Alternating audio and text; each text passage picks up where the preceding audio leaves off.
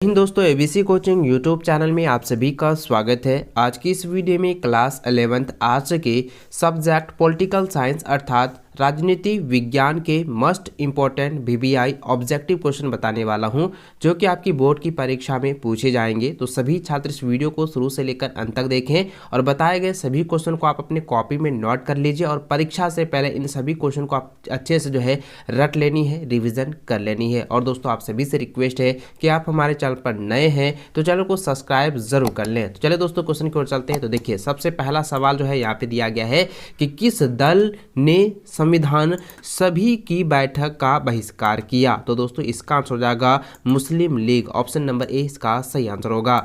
अगला सवाल दिया हुआ है कि किसने संविधान सभा में 13 दिसंबर 1946 को उद्देश्य प्रस्ताव पेश की। तो इसका आंसर हो जाएगा ऑप्शन नंबर सी, पंडित जवाहरलाल नेहरू। इसको अच्छे से आप लोग याद रखेंगे और परीक्षा से पहले इन सभी क्वेश्चन को अच्छे से आप लोगों को रट लेनी है, याद कर लेनी है। अगला क्वेश्चन की ओर चले तो तीसरा नंबर क्वेश्चन दिया गया है कि न्यायालय के किस महत्वपूर्ण निर्णय में कहा गया है कि हमारे मौलिक अधिकारों में कोई कटौती नहीं की जा सकती। तो दोस्तों इसका आंसर हो जाएगा option number C, Keshavananda Bharati case 1973। इसको अच्छे से याद रखेंगे। अगला सवाल चौथा नंबर दिया है कि भारतीय संविधान में वर्णित इनमें से कौन सा अधिकार मौलिक अधिकार नहीं है। तो दोस्तों ध्यान दीजिए, स्वतंत्रता का अधिकार, शोषण के विरुद्ध अधिकार ये भी नहीं है, संविधान उपचारों का अधिकार ये भी नहीं है। तो दोस्तों यहाँ पे इसका सही आंसर क्या होगा, संपत्ति का अधिकार, ये मौलिक अधिकार नहीं है। ठीक है, ऑप्शन नंबर बी इसका सही आंसर होगा। अगला सवाल पांचवा नंबर दिया है कि भारतीय संविधान के किस भाग में चुनाव आयोग की व्यवस्था की गई। तो इसका आंसर हो जाएगा ऑप्शन नंबर ए हो जाएगा 15वां में। ठीक है, यानी कि 15वां भाग में चुनाव आयोग की व्यवस्था नहीं की गई है। इसको अच्छे से आप लोगों को याद रखना है। ऑप्शन नंबर ए इसका सही आंसर होगा। अगला सवाल 16 नंबर दिया गया है कि मतदाताओं के लिए तस्वीर सहित पहचान पत्र को किस वर्ष से अनिवार्य कर दिया गया। इसका आंसर हो जाएगा ऑप्शन नंबर ए 1993 ईस्वी। अगला सवाल है किसने राजनीति क्षेत्र में महिला प्रतिनिधित्व को उचित माना। तो इसका आंसर हो जाएगा ऑप्शन नंबर डी, यानी कि जे.एस. मिल ने। ठीक है, इसको अच्छे से आप लोगों को रट लेने हैं क्योंकि यह क्वेश्चन आपके इस बार बोर्ड की परीक्षा में 100% दिए जाएंगे। चलिए अगला सवाल की ओर बढ़े तो 8वां नंबर क्वेश्चन दिया गया है कि राज्य के शासन में केंद्र का प्रतिनिधि किसे कहा गया। तो इसका आंसर हो जाएगा ऑप्शन नंबर बी, राज्यपाल को। ठीक है, याद रखेंगे। अगला सवाल है कि कितने एल्गो इंडियन सदस्यों को राष्ट्रपति लोकसभा में उचित प्रतिनिधित्व देने के लिए मनोनीत करते हैं। तो इसका आंसर हो जाएगा ऑप्शन नंबर बी हो जाएगा 2 लोगों को। ठीक है, ऑप्शन नंबर 20 का सही आंसर होगा। अगला सवाल 10वां नंबर दिया है कि लोकसभा में बहुमत वाले दल का नेता कौन आता है, यानी कि कौन होता है। तो दोस्तों इसका आंसर हो जाएगा ऑप्शन नंबर सी हो जाएगा प्रधानमंत्री। ठीक है, इसको अच्छे से आप लोगों को रट लेने हैं कि प्रधानमंत्री ही ऐसा एक बहुमत वाले होते हैं जो कि दल का नेता कहलाता है। ठीक है, इसको अच्छे से याद रख लीजिएगा। चलिए अगला क्वेश्चन 11 नंबर दिया है कि कोई मंत्री जो सांसद या विधायक नहीं है उसे कितने समय में सांसद या विधायक होना अनिवार्य होगा। तो इसका आंसर हो जाएगा 6 महीने के लिए। ठीक है, ऑप्शन नंबर बी इसका सही आंसर होगा। अगला सवाल है 12वां नंबर दिया है कि राज्यसभा को धन विधेयक पास करने के लिए कितना समय दिया गया है। तो दोस्तों इसका भी आंसर होगा ऑप्शन नंबर बी हो जाएगा 14 दिन के लिए। ठीक है, ऑप्शन नंबर 20 का सही आंसर होगा 14 दिन के लिए धन विधेयक पास करने के लिए यह समय दिया जाता है और समय दिया गया है। अगला सवाल 13 नंबर दिया है कि किस राज्य के विधानसभा में अधिकतम कितने सदस्य हो सकते हैं। तो इसका आंसर हो जाएगा लगभग 500 सदस्य हो सकते हैं। ऑप्शन डी इसका सही आंसर होगा। अगला सवाल है 14 नंबर दिया है कि इनमें से कौन भारतीय सांसद का अंग नहीं है। तो इसका आंसर हो जाएगा ऑप्शन नंबर डी, ये भारतीय सांसद के अंग नहीं है। ठीक है, प्रधानमंत्री। इसको अच्छे से याद रखेंगे कि प्रधानमंत्री पद है। ठीक है, इसको अच्छे से आप लोगों को रट लेनी है। अगला सवाल 15 नंबर दिया है कि किसी विधायक दल के कितने सदस्य एक साथ अपनी पार्टी छोड़कर अन्य पार्टी में शामिल होते हैं तो उन्हें दल बदलू नहीं माना जाता। तो इसका आंसर हो जाएगा ऑप्शन नंबर ए हो जाएगा 2/3 सदस्य। ठीक है, यानी कि 2 से 3 सदस्य जो है वो दल बदल सकते हैं। चलिए अगला सवाल की ओर बढ़े। तो 16 नंबर दिया गया है कि सर्वोच्च न्यायालय के न्यायाधीशों की अवकाश आयु को बढ़ाने का अधिकार किसे है। तो यानी कि दोस्तों आपको पता होगा कि हाई कोर्ट के जो जज होते हैं उनकी जो छुट्टी की जो आयु सीमा होती है उसको बढ़ाने का जो अधिकार जो है वो किसे दिया गया है। तो इसको आप लोगों को पहले भी मैंने बताया था, इसका जो आंसर होगा ये हो जाएगा संसद, क्योंकि संसद को ही एक अधिकार है कि उच्च न्यायालय के जो जज हैं उनको जो है छुट्टी दी जाती है और कितने समय के लिए दी जाती है वही निर्णय लेते हैं, उनके पास ही अधिकार होता है। ठीक है, चलिए अगला सवाल 17 नंबर दिया है कि उच्च न्यायालयों के न्यायाधीशों की अवकाश आयु कितनी होती है। तो देखिए ये जो है अभी मैंने आपको बताया कि इसका जो है जो अधिकार होता है वो संसद के पास होता है, यानी कि पार्लियामेंट के पास होता है, और कितने वर्षों की होती है तो ये आपको यहाँ पे पूछा गया है। तो दोस्तों इसका आंसर हो जाएगा 62 वर्षों के लिए होती है। ठीक है, ऑप्शन नंबर 20 का सही आंसर होगा। अगला सवाल 18 नंबर दिया है कि भारत के सर्वोच्च न्यायालय में न्यायाधीशों की नियुक्ति कौन करता है। तो इसका आंसर हो जाएगा राष्ट्रपति करता है। ठीक है, ऑप्शन नंबर ए इसका जो है सही आंसर होगा। इन सभी क्वेश्चन को आपको अच्छे से रिवीजन कर लेना है और परीक्षा से पहले 100% आपकी तैयारी होनी चाहिए, ताकि आप बोर्ड की परीक्षा में एक भी प्रश्न को ना छोड़ें। सभी प्रश्नों का हल आप लोगों को करना है, अच्छे से आप लोगों को जवाब देनी है और वो भी सही तरीके से आपको देनी है। ठीक है, क्योंकि इस बार भी आपको जो है 80+ मार्क्स जो है बोर्ड की परीक्षा में लाना है। चलिए आगे देखिए, यहाँ पे 19 नंबर क्वेश्चन दिया गया है कि भारत की चुनाव आयोग को किस सूची में रखा गया है। तो इसका आंसर हो जाएगा संघ सूची। ठीक है, ऑप्शन नंबर ए इसका सही आंसर होगा।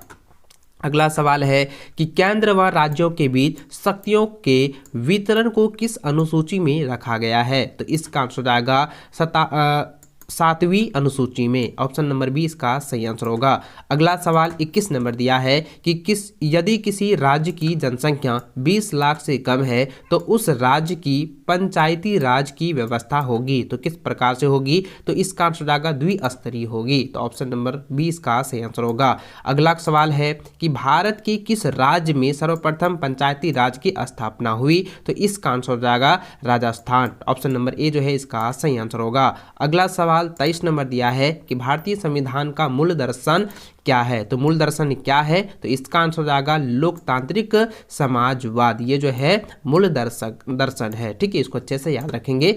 24 नंबर क्वेश्चन दिया है कि संविधान की सजीवता के लिए इनमें से कौन महत्वपूर्ण नहीं है। तो इसका आंसर दोस्तों हो जाएगा राजनीतिक पार्टी के कार्यक्रम। ठीक है, ये जो है महत्वपूर्ण नहीं है। अगला सवाल है 25 नंबर दिया है कि भारतीय संविधान के किस अनुच्छेद में संशोधन की प्रक्रिया का वर्णन है। तो इसका आंसर हो जाएगा अनुच्छेद 368 में। ठीक है, ऑप्शन नंबर 20 का सही आंसर होगा। अगला सवाल की ओर बढ़े। 26 नंबर दिया है कि किसे नई राजनीति का पिता कहा गया है। तो देखिए यहाँ पे ये काफ़ी VBI क्वेश्चन है, इसको आप लोगों को अच्छे से रट लेने हैं, क्योंकि ये जो है रिपीटेड क्वेश्चन भी है और बार बार ये सवाल पूछा जाता है। तो दोस्तों यहाँ पे सवाल ये दिया गया है कि किसे जो है नई राजनीति का पिता कहा गया है। तो दोस्तों इसका आंसर हो जाएगा ऑप्शन नंबर सी हो जाएगा मैकियावेली को। ठीक है, तो ऑप्शन नंबर सी इसका सही आंसर होगा। अगला सवाल 27 नंबर दिया है कि पॉलिटिक्स नामक पुस्तक का लेखक कौन है। तो देखिए दोस्तों यह जो है ना बार बार एग्जाम में ये पूछा जाता है और मैंने जो है 2-3 बार इसका आंसर मैं बता चुका हूं और बार बार ये सवाल जो है पूछा जा रहा है। तो दोस्तों इसको अच्छे से याद रखेंगे। पॉलिटिक्स नामक पुस्तक का जो लेखक है वो है अरस्तु। ठीक है, जो कि ऑप्शन नंबर डी में दिया हुआ है। अगला सवाल है 28 नंबर दिया गया है कि व्यवहारवादी क्रांति का जन्म कब हुआ। तो इसका आंसर हो जाएगा 1945 ईस्वी में। ऑप्शन नंबर सी जो है इसका सही आंसर होगा। 29 नंबर क्वेश्चन है कि वोट देने का संबंध किस स्वतंत्रता से है। तो वोट देने का संबंध जो है वो किस स्वतंत्रता से है। तो इसका आंसर होगा राजनीतिक स्वतंत्रता से है। ठीक है, ऑप्शन नंबर 20 का सही आंसर होगा राजनीतिक स्वतंत्रता। अगला सवाल 30वां नंबर दिया है कि ऐसी समाज की कल्पना किसने नहीं की जिसमें न वर्ग होगा न राज्य। तो इसका आंसर क्या होगा। इसका आंसर होगा फांसीवादी। ऑप्शन नंबर डी इसका सही आंसर होगा। अगला सवाल की ओर बढ़े तो यहाँ पे 31 नंबर क्वेश्चन दिया गया है कि किसने फ्रीडम फ्रॉम फियर यानी कि भय से मुक्त नामक पुस्तक लिखी है? तो इसका आंसर होगा ऑप्शन नंबर बी हो जाएगा आंग सान सूने जो है ये पुस्तक जो है लिखी है। ठीक है, याद रखेंगे। अगला सवाल है कि किनके विचार है कि प्राकृतिक असमानता को दूर नहीं किया जा सकता? तो इसका आंसर होगा दोस्तों ऑप्शन नंबर ए हो जाएगा रूसो। ठीक है, और रूसो का ही ये विचार है कि प्राकृतिक असमानता को दूर नहीं किया जा सकता है, और इसका आंसर क्या हो जाएगा? रूसो ने यह विचार दिया था। तो ऑप्शन ए इसका सही आंसर होगा। चलिए अगला सवाल की ओर बढ़े। तो 33 नंबर सवाल दिया गया है कि किनका कथन है कि व्यक्ति चाहे कितना ऊंचा हो, कानून उसके ऊपर है? तो इसका आंसर हो जाएगा ऑप्शन नंबर सी हो जाएगा सर एडवर्ड कॉक ने जो है यह जो है कथन दिया है। ठीक है, ऑप्शन नंबर सी इसका सही आंसर होगा। अगला सवाल 34 नंबर दिया है कि प्लेटो ने अपनी किस पुस्तक में न्याय संबंधी अवधारणा की व्याख्या की है? तो इसका आंसर हो जाएगा द रिपब्लिक। ठीक है, द रिपब्लिक में जो है उन्होंने इन अवधारणा के संबंध में जो है ये व्याख्या की है। ठीक है, तो ऑप्शन नंबर डी इसका सही आंसर होगा द रिपब्लिक।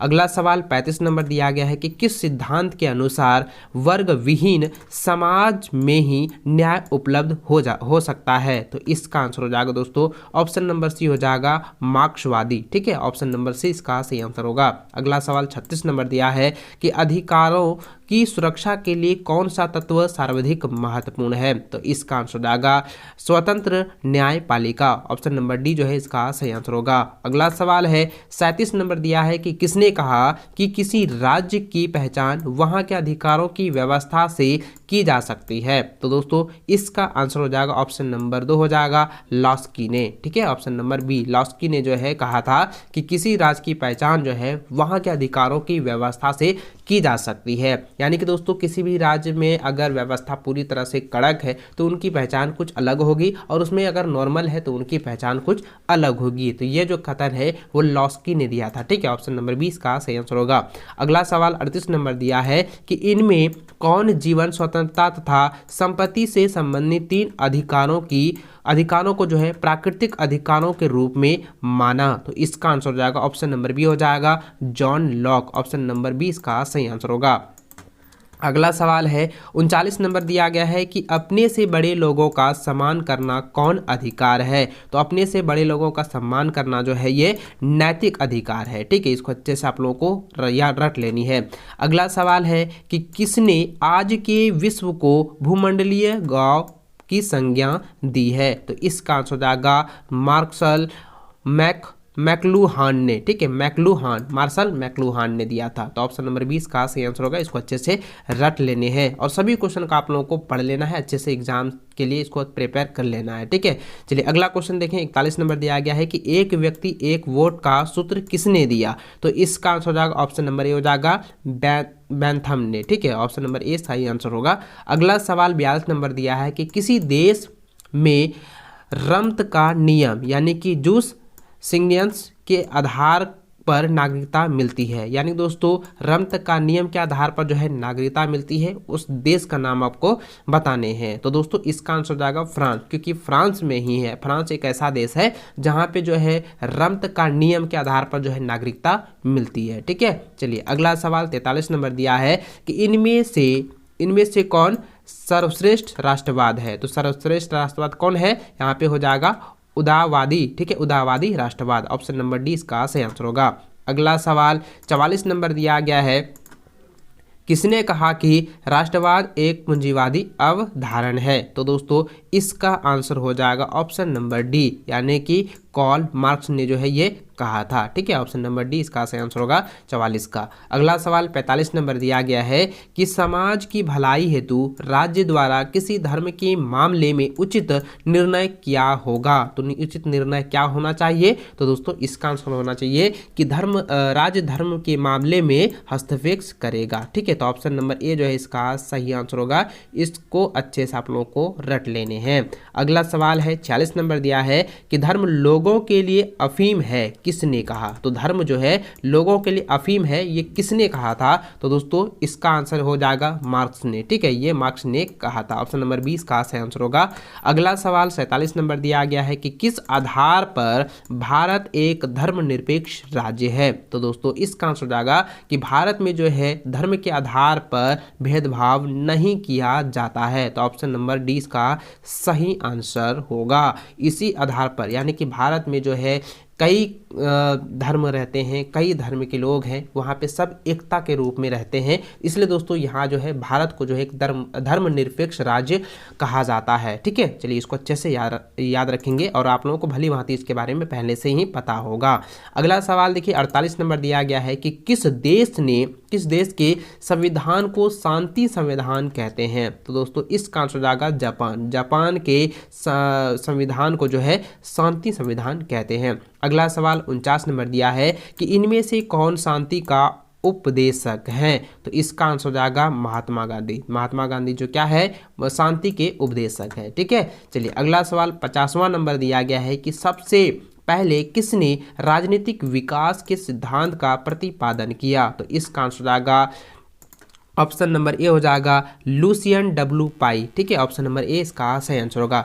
दोस्तों इस वीडियो में जो है मैंने आप लोगों को जो है 50 क्वेश्चन बताए हैं। अगर 50 क्वेश्चन को आप अच्छे से रट लेते हैं तो दोस्तों इससे जो है आपका 20% यानी 20% जो है आपकी बोर्ड की परीक्षा में 100% जो है टच होने वाला है। 100% जो है सीधे प्रश्न पूछे जाएंगे, इसलिए सभी क्वेश्चन को आप लोगों को अच्छे से रिविजन कर लेना, अच्छे से तैयार कर लेनी है। और दोस्तों वीडियो अच्छी लगे तो वीडियो को लाइक अपने सभी दोस्तों के साथ शेयर करेंगे और इसी तरह से वीडियो पाने के लिए आप हमारे चैनल को अभी के अभी सब्सक्राइब कर लें, साथ ही बेल आइकन को प्रेस करके ऑल पर सेलेक्ट जरूर कर लीजिएगा। तो चलो दोस्तों मिलते हैं नेक्स्ट वीडियो में, तब तक जय हिंद, वंदे मातरम।